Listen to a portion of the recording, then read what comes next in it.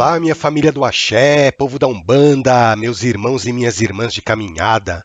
Sejam bem-vindos a mais esse episódio do podcast Alma de Poeta. Meu nome é Evandro Tanaka, eu sou médium umbandista e nesse podcast a gente fala principalmente sobre Umbanda, mas também a gente conversa sobre espiritualidade, mediunidade, além de ouvir as poesias de um preto velho.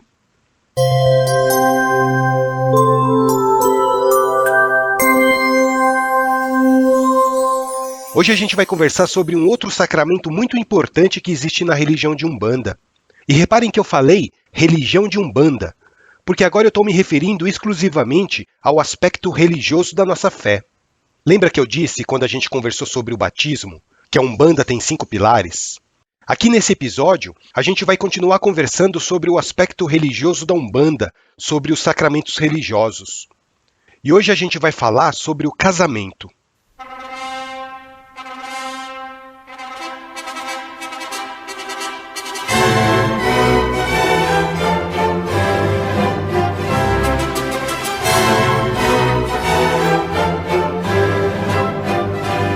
Ei, espera aí, música errada, volta, rebobina. Você que vai casar na Umbanda, você não vai ouvir essa música não, a não ser que você queira, né? Senão o que você vai ouvir é algo parecido com isso aqui.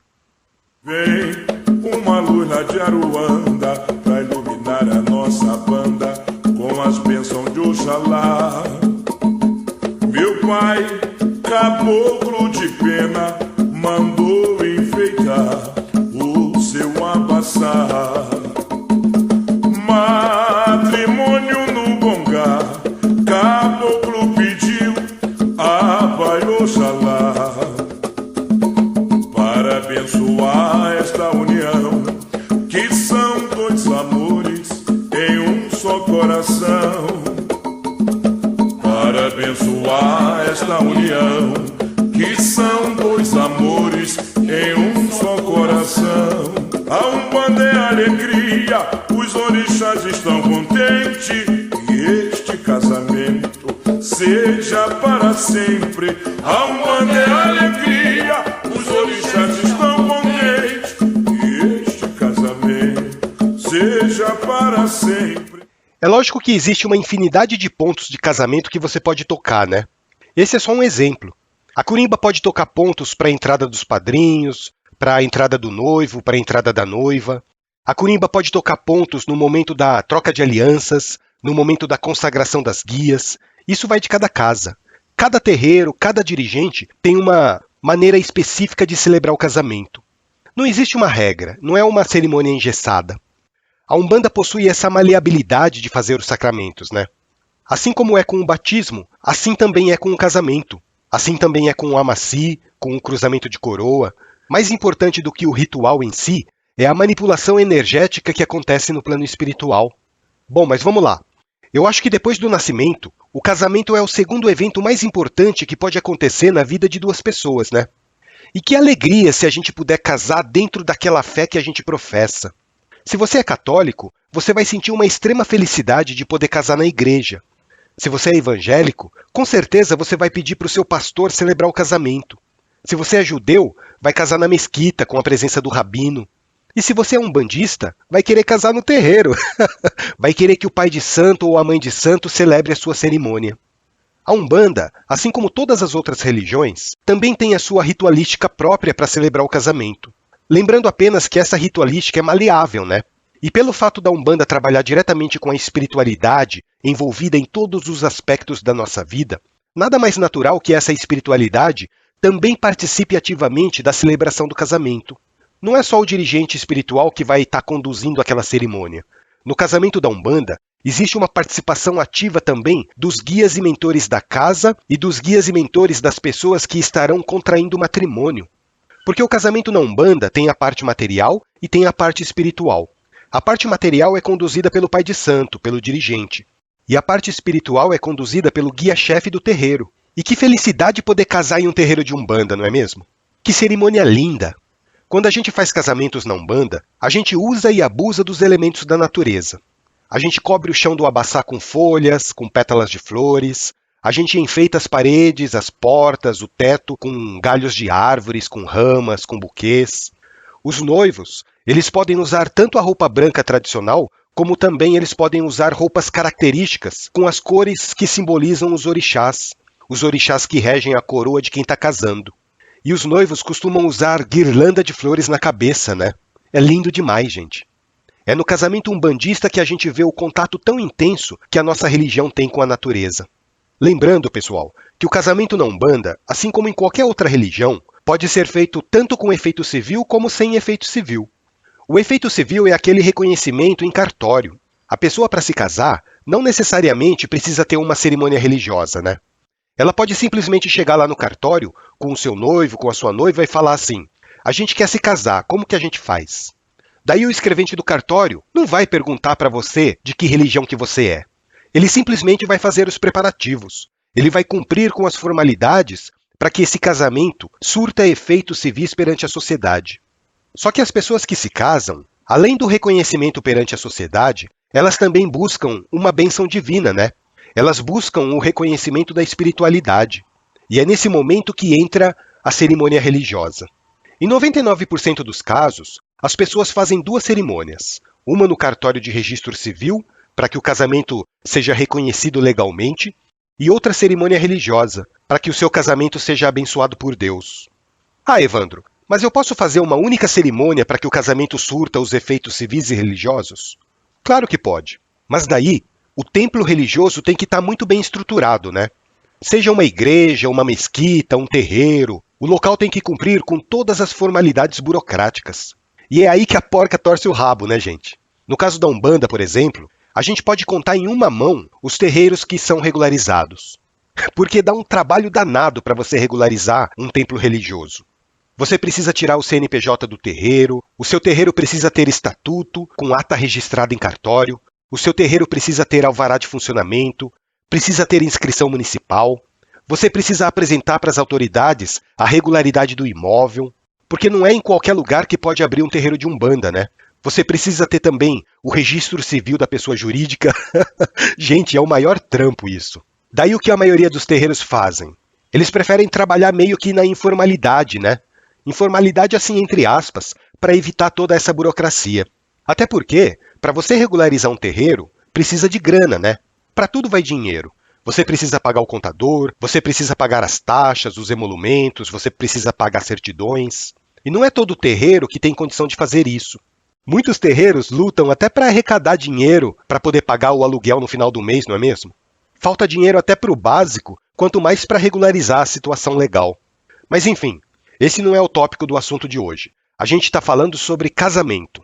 E tanto o pai de santo como a mãe de santo pode fazer a sua inscrição como celebrante religioso para realizar um casamento na Umbanda que tenha efeitos civis. Não tem problema nenhum quanto a isso. É só cumprir com todas as formalidades legais. Daí o dirigente vai lá no cartório e se registra como ministro religioso. Mas agora vamos falar um pouquinho sobre os preparativos do casamento na Umbanda. Em muitos terreiros, o dirigente espiritual, a pessoa que vai conduzir a celebração, gosta de fazer uma entrevista com o noivo e com a noiva separados, para sondar os motivos pelo qual a pessoa está se casando. Ou então os motivos pelo qual a pessoa está querendo se casar na Umbanda, né? Você está casando por amor? Você está casando por interesse? Brincadeira, tá, gente? O dirigente não vai perguntar isso, pelo menos não assim, escancaradamente. Mas ele pode dar uma sondada pelos reais motivos que a pessoa está se casando. Porque tem muita gente que decide se casar porque a moça está grávida, por exemplo. É muito comum disso acontecer. Hoje em dia nem tanto, né? Isso era mais antigamente. Hoje em dia, a sociedade já aceita melhor a produção independente. Daí vocês podem me perguntar o seguinte: mas por que essa entrevista? Qual a finalidade? O pai de santo ou a mãe de santo pode se recusar a casar alguém? Claro que pode. Se o sacerdote desconfiar que existe algo que vai contra os princípios dele ou contra os princípios da Umbanda, ele pode se recusar a fazer o casamento. De repente o cara está se casando coagido, né? Sei lá. O ser humano às vezes tem uns comportamentos que até Deus duvida. E depois que é feita a entrevista, começam os preparativos para o casamento. É escolhida uma data, tem terreiro que celebra o casamento antes da gira, tem terreiro que prefere celebrar o casamento num dia separado. Eu, particularmente, prefiro que o casamento seja celebrado num dia específico para isso. Para não ter aquela mistura de energia, né? de gente que vai ser atendida, que está indo no terreiro buscar ajuda espiritual, com aquela energia de amor e de harmonia que deve ter num casamento. Mas isso também vai de casa para casa, porque tem casa que não tem disponibilidade para fazer o casamento em nenhum outro dia que não seja o dia da gira. E daí a casa vai deixar de fazer a gira para celebrar o casamento? Não tem cabimento isso, né? Então, vai dos recursos de tempo, de pessoa, de local que a casa tem disponível. Mas assim, voltando um pouquinho, o casamento na Umbanda tem duas partes, assim como é o batismo. Ele tem a parte litúrgica e a parte mediúnica, digamos assim. A parte litúrgica é realizada 100% pela mãe de santo, pelo pai de santo, enfim, pelo dirigente do terreiro. E a parte espiritual do casamento é realizada pelo guia-chefe da casa, que vai estar incorporado no seu médium, que normalmente é o pai de santo. Daí vem o seguinte questionamento: pode uma entidade da esquerda celebrar o casamento? Olha, gente, na Umbanda não acontece isso pelo seguinte motivo. Geralmente, o guia-chefe da casa, que é responsável pelo terreiro e que também vai ser responsável pela celebração, ou é um preto velho, ou é um caboclo, ou é um baiano, de repente um marinheiro. Mas percebam que na Umbanda, o guia-chefe é sempre uma entidade que representa a linha da direita.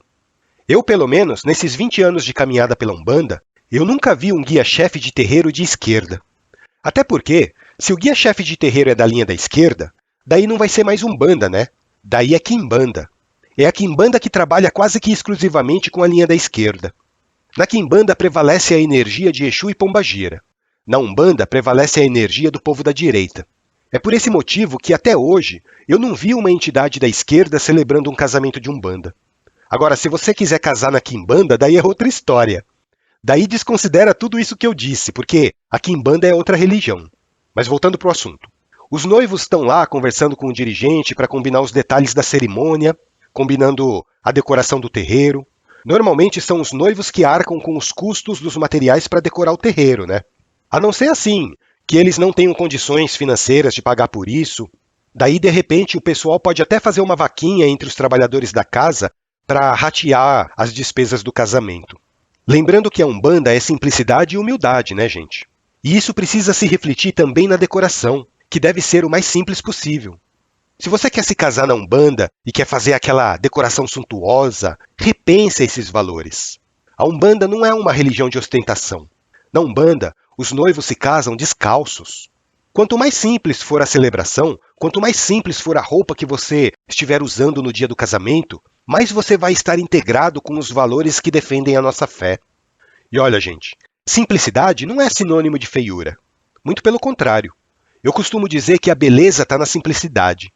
Eu já participei de casamentos extremamente simples, com pessoas humildes, de poucas posses, e essas foram justamente as cerimônias mais lindas que eu já presenciei. Então eu digo para vocês, levem esse espírito da humildade para o altar também. Levem esse espírito da Umbanda de cultuar a simplicidade, principalmente no dia do seu matrimônio. Normalmente é o pai pequeno ou a mãe pequena que cuida dos preparativos do casamento. É ele que coordena as atividades de decoração do terreiro, por exemplo, falando o que pode, o que não pode. Às vezes a noiva quer colocar rosas vermelhas no congá e a casa não aceita. Então, o pai pequeno, a mãe pequena vai fazendo esse meio de campo. Vocês entendem?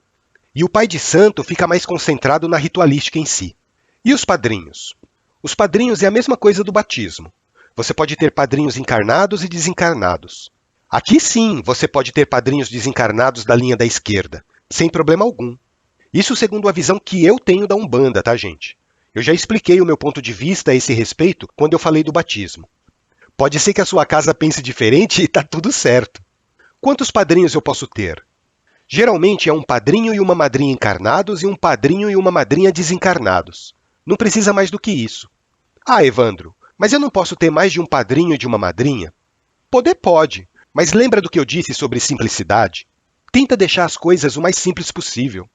Ah, e uma coisa que eu esqueci de dizer com relação à decoração. Às vezes os noivos chamam uma pessoa de fora para ajudar a decorar, né? E na hora de decorar o altar ou os pontos de força do terreiro, é só o dirigente, ou a mãe pequena ou o pai pequeno que faz isso, tá? Eu não acho muito aconselhável pessoas estranhas aos trabalhos que são realizados na casa que fiquem colocando a mão no congá, nas imagens, na tronqueira, no cruzeiro, porque são nesses pontos que estão as firmezas do terreiro. Então, quer fazer uma decoração lá no congá? Pede para o seu pai de santo fazer isso. Não se mete a besta de tocar onde não deve. E lembra que eu falei que os noivos podem escolher a roupa que vai vestir? Tem gente que prefere casar de branco, né? Que é a roupa tradicional. E tem gente que prefere se casar com uma roupa que simboliza a energia do orixá. Daí, por exemplo, se o noivo é filho de Xangô, pode vestir uma roupa marrom.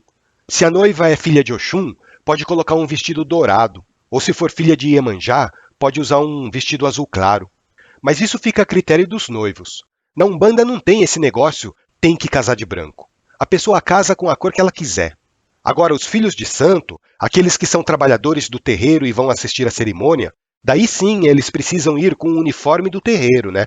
Eles precisam estar vestindo a roupa de santo. E como é que acontece esse ritual? Bom, eu vou passar para vocês a minha experiência, o jeito que eu aprendi e o jeito que eu sei celebrar casamento. Lembrando que cada casa tem a sua ritualística própria e a gente precisa respeitar. Normalmente, a curimba começa a tocar os pontos que foram ensaiados para aquele momento. Daí entram os padrinhos, entra o noivo e por último entra a noiva. Todos eles se posicionam na frente do congá, onde o pai de santo já vai estar aguardando. Daí o dirigente faz uma explanação para as pessoas que estão presentes sobre a importância do casamento, que é uma coisa séria, que é uma grande decisão na vida do casal, que a partir daquele momento eles irão constituir uma família, e blá blá blá, e blá blá blá. Daí o pai de santo faz uma explanação do papel dos padrinhos, da importância que eles vão ter na vida do casal, como amigos, como conselheiros, amparando o casal nos momentos de crise, nos momentos de dificuldade. Às vezes o pai de santo dirige a palavra também para os pais dos noivos, né? Falando da importância da união das famílias a partir daquele momento.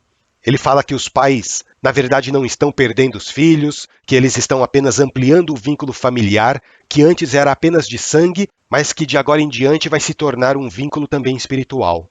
E uma coisa interessante no casamento da Umbanda, gente, é que a aliança não é obrigatória.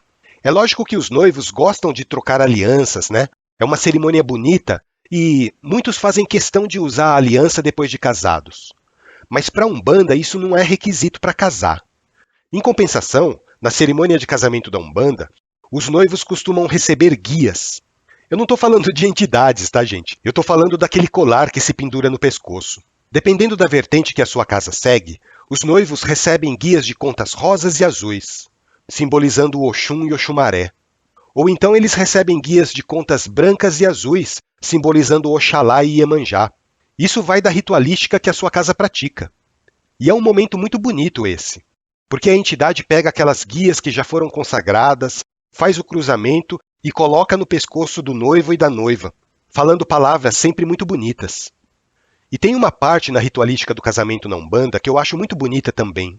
Tirando toda aquela parte de juramento que os noivos fazem, né? Prometendo ser fiel na alegria e na tristeza, na saúde e na doença, que a Umbanda meio que copiou da Igreja Católica, tem uma parte em que o dirigente pega um cálice com uma bebida bem amarga, normalmente feita de ervas, e daí o pai de santo dá essa bebida para a noiva tomar e depois dá essa bebida para o noivo tomar. Um golinho só para sentir aquele amargo. Daí o pai de santo fala assim: da mesma maneira que vocês estão sentindo agora o gosto amargo dessa bebida, haverá momentos na vida de vocês em que o amargo da vida se fará presente. Da mesma maneira que vocês dois estão sentindo o mesmo gosto amargo na boca, haverá dias em que a amargura de um se refletirá na vida do outro. Daí logo em seguida, o pai de santo pega um outro cálice com uma bebida adocicada. Geralmente um licor ou um vinho suave, ou então um suco de frutas, e pede para o casal beber. Em seguida ele fala: e da mesma maneira que agora vocês estão sentindo o gosto adocicado dessa bebida, que tira o amargo que vocês sentiram antes, assim também virão momentos adocicados para os dois, dias bons que apagarão totalmente o gosto amargo dos dias ruins. Gente, eu acho linda essa cerimônia das bebidas. E tem uma outra parte do casamento que eu também acho muito bonito. Só que não são todos os terreiros que fazem isso. Essa ritualística normalmente é combinada entre os noivos e o pai de santo antes do casamento, porque tem gente que prefere não fazer. Esse ritual consiste no seguinte: o pai de santo pega a mão direita do noivo e faz um furinho com uma agulha esterilizada na parte inferior da palma, mais ou menos uns 5 centímetros para baixo do polegar. É um furinho bem pequenininho, só para tirar uma gotinha de sangue. Geralmente eles usam aquele aparelhinho para fazer teste de glicemia, né? Eu não sei como é que chama aquilo. Daí faz um furinho na mão do noivo, faz um furinho na mão da noiva e pede para eles juntarem as palmas das mãos um com o outro, como se estivessem se cumprimentando. Em seguida, o pai de santo enrola a mão dos dois com um pano branco, simbolizando o nosso pai Oxalá, e diz algumas palavras. Vocês acabaram de sentir um pequeno momento de dor, mas esse momento de dor serviu para unir o sangue de vocês dois. Só que logo em seguida, o nosso pai Oxalá já envolve a união de vocês com um manto sagrado. Assim como aconteceu aqui, também pode acontecer na vida. Haverá dias em que vocês terão momentos de dor, mas essa dor sempre vai estar minimizada e abençoada com a energia e amor do nosso pai Oxalá. Eu acho fantástico esse ensinamento passado através de uma ritualística. Bom, pessoal, já estourou o nosso tempo. Eu ia falar para vocês sobre os materiais que são utilizados no casamento, mas eu acho que vai ficar um episódio muito longo, muito pesado. Se vocês quiserem, se vocês tiverem interesse, quem sabe eu aborde um pouquinho desse assunto em algum outro episódio. Espero que vocês tenham gostado. Se ficaram com alguma dúvida, pode entrar em contato comigo, pode mandar uma mensagem para mim que eu respondo. É só entrar lá no site, almadepoeta.com.br e escrever a sua mensagem. Um grande abraço, fiquem com Deus, que o nosso Pai Oxalá abençoe a vida de todos vocês.